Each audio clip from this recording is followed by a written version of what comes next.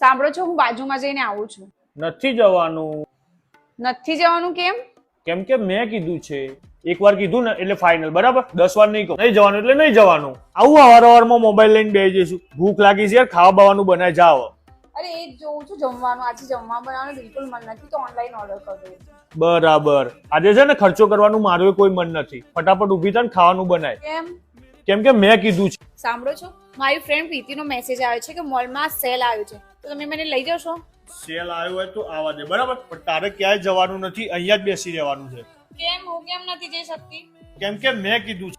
સાંભળો છો, હા. આપણું વોશિંગ મશીન છે ને ખરાબ થઈ ગયું છે, તો ચલો ને મોલમાં નવું લઈ લઈએ. શું નવું લઈ લઈએ? નવું લઈ લઈએ ને નથી લેવાનું. તો પછી કપડાં કેમ ના ધોઈશું? આ હાથ છે ને એનાથી ધોવાના. પણ કેમ? કેમ?